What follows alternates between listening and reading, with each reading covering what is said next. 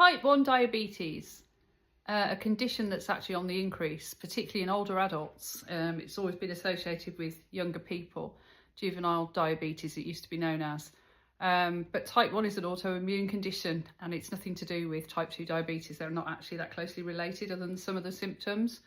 And it's World Diabetes Day today, so I wanted to share my experience with type 1 diabetes, which isn't personally. Back in 2016, my son was diagnosed with type 1 diabetes out of the blue. There's none of it in my family, there's no history. And our world was changed overnight. Everything became difficult for him mentally and physically, because at the age of 11, he was doing multiple daily injections every time he ate food. He had to monitor his blood sugar around the clock. Neither of us slept for about 2 years. And now we have all the technology, and we're really, really grateful for that, but there's actually no cure for type 1 diabetes. So every day you're living with constant decision making. You have to be a mathematician, you have to keep your mental health stable, which is difficult with fluctuating blood sugar levels. And also you have to think every minute of the day. There's no freedom from it.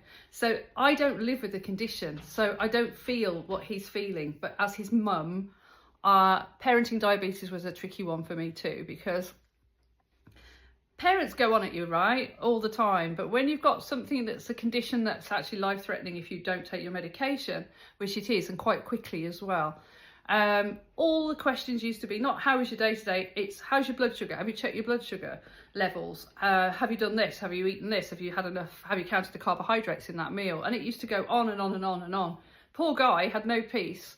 So as he's got older, he took complete control from day one. He insisted on doing his own injections, which I think is incredible.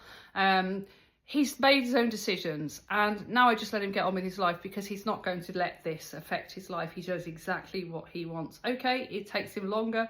He has to have a whole list of things when he goes abroad. He's got to have permission to go through security with his insulin pump, etc. And even now, some people don't know what that is. He was asked not that long ago whether it was a pacemaker. So there's still a lot of unknowns about type 1 diabetes. So on World Diabetes Day, I just wanted to share a little bit of information from my own personal perspective. It's a terrible illness to live with, but people can live normal lives with it.